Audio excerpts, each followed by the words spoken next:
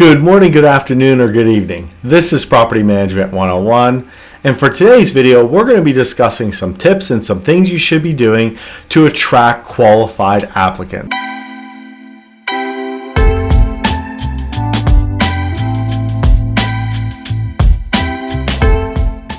Unfortunately, in the property management industry, getting qualified applicants to come through your door has become much harder than it was 10-15 years ago.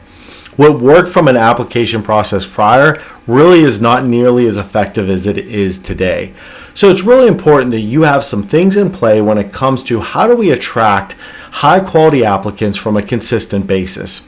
Now, some of these things I'm going to be discussing in today's video may seem a little unorthodox to attract high quality applicants, but I can assure you these do work. I've seen them work in many markets, and if you perform these on a consistent basis, I'm confident it'll help get more qualified applicants through your door. The first best practice you want to keep in mind to help attract qualified applicants to walk through your door and apply for your property and your portfolios is you really want to make sure you have a strict application process. Now, what you want to consider is just because your application criteria may be deemed as a strict process per your company, may not necessarily be a strict process in your particular market your portfolio is in.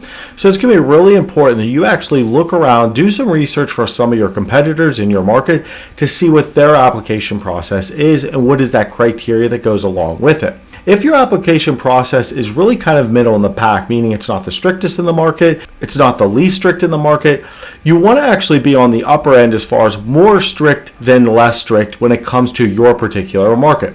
This is really going to help you attract the best applicants because it's not going to be a situation where you're going to be attracting applicants that may not necessarily have that high standard you're looking for among your applications. It's going to be really important that you and your team are consistently following these strict guidelines and you're not bending at times.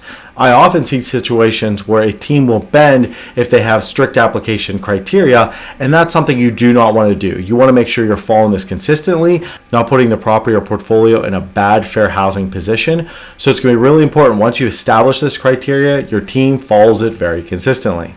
I posted another video on this subject. It's titled How to Screen Tenants, and there's definitely some crossover when on this subject from that video and this video. So I'm going to be posting that link to that video in the description. So please check that out if you've not already watched that video. Once you've determined your application criteria and your process, this is something you're going to want to make sure that is very much communicated to all of your applicants or any potential applicants. You're going to want to put it on your website. You're going to also want to include that application criteria in any models you have. I would also recommend posting it in your clubhouse or leasing office.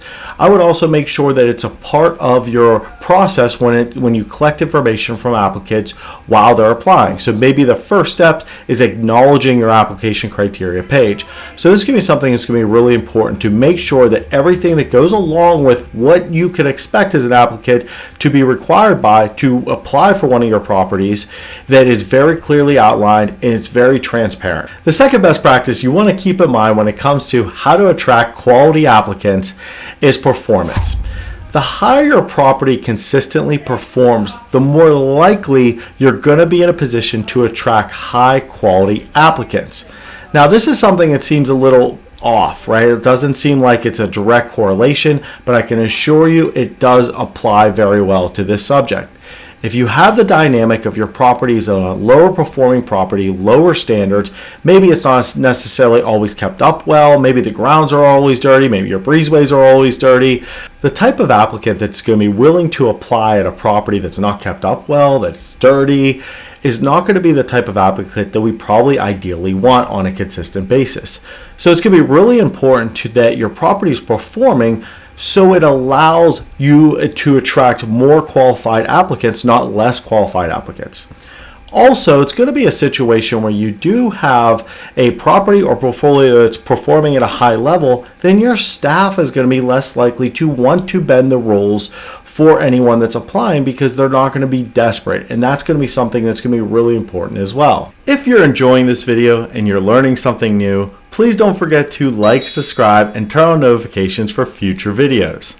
And the last best practice we're going to be discussing today when it comes to how to position your property or portfolio to attract the most amount of qualified applicants that you can is you want to make sure you're addressing and have a process to handle fake and fraudulent applications.